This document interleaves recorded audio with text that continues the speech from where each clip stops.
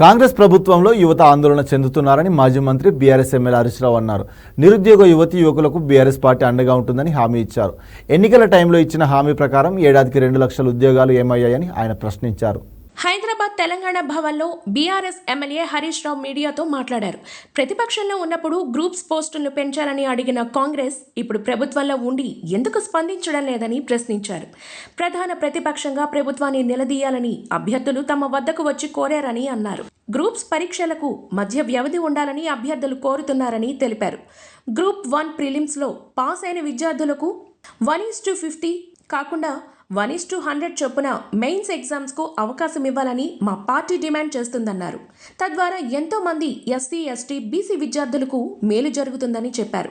Group 2లో అదనంగా 2000 పోస్టులు పెంచాలన్నారు. 2 లక్షల ఉద్యోగాల భర్తీపై జాబ్ క్యాలెండర్ని ఇవ్వాలని, హామీ మేరకు 25,000 టీచర్ పోస్టులు భర్తీ చేయాలని ఆయన డిమాండ్ చేశారు.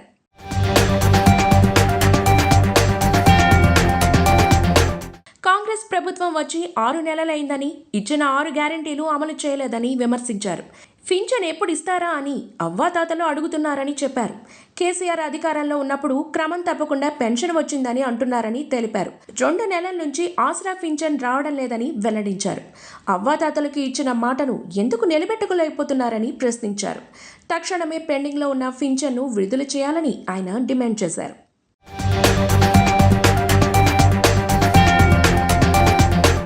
ఉద్యోగులకు ప్రతి నెల 1న జీతాలు ఇస్తే ఆశా వర్కర్లు ఎందుకు వైద్య విధాన పరిషత్కు వస్తారని ప్రశ్నించారు. ఎన్హెచ్ఎం కింద 17,000 మంది పనిచేస్తున్నారని, వారికి వెంటనే జీతాలు ఇవ్వాలని డిమాండ్ చేశారు.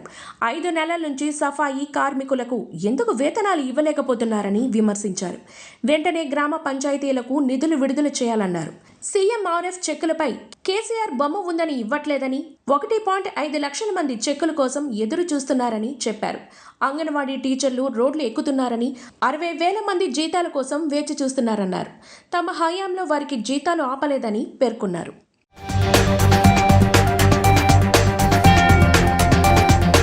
వాళ్ళు ఇచ్చిన ఇది దరఖాస్తు మా పార్టీ కార్యాలయానికి వచ్చి గ్రూప్ 1 ఉద్యోగులు ఇచ్చినటువంటి దరఖాస్తు. ఇది గ్రూప్ 2, గ్రూప్ 3 పరీక్ష రాస్తున్నటువంటి నిరుద్యోగ యువకులు ఇచ్చినటువంటి దరఖాస్తు. ఇవాళ వాళ్ళు 2-3 విషయాలు స్పష్టంగా చెప్తా ఉన్నారు. ఒకటి, గ్రూప్ 1 ప్రిలిమ్స్లో పాస్ అయినటువంటి విద్యార్థులకు 1:50 కాకుండా 1:100 చొప్పున మెయిన్స్ ఎగ్జామ్కు అవకాశం ఇవ్వాలని, తద్వారా ఎంతోమంది ఎస్సీ, ఎస్టీ, బీసీ విద్యార్థులకు మేలు జరుగుతుంది.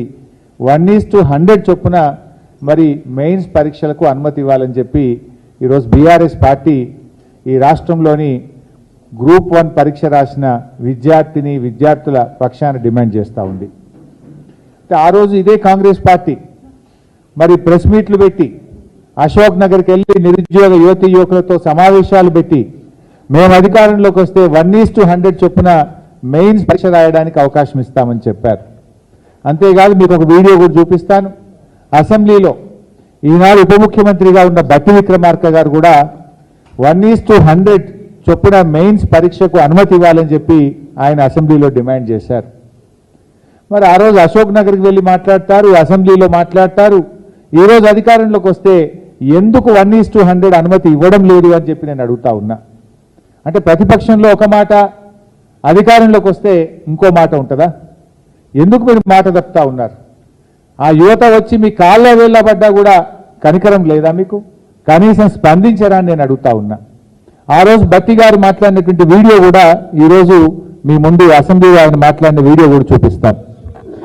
సరే, చాలా సంవత్సరాల తర్వాత ఈ రాష్ట్రం వచ్చిన తర్వాత మొదటిసారి వాళ్ళకి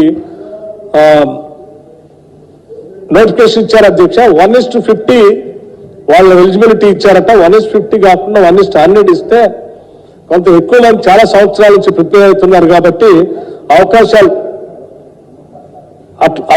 బాగుంటాయి. కాబట్టి దయచేసి 1:100 ఇవ్వాల్సిందిగా నేను మీ ద్వారా రాష్ట్ర ప్రభుత్వాన్ని ఆలోచన చేసి అవకాశం ఇవ్వాల్సిందిగా కోరుతా ఉన్నాను. ఆ రోజేమో 1:100 ఇవ్వాలని యువతను రెచ్చగొట్టారు. మేము అధికారంలోకి రాగానే 1:100 అవకాశం ఇస్తామని చెప్పారు. ఈరోజు ఎందుకు ఇవ్వడం లేదు? ఎందుకు మాట తప్పుతున్నారు?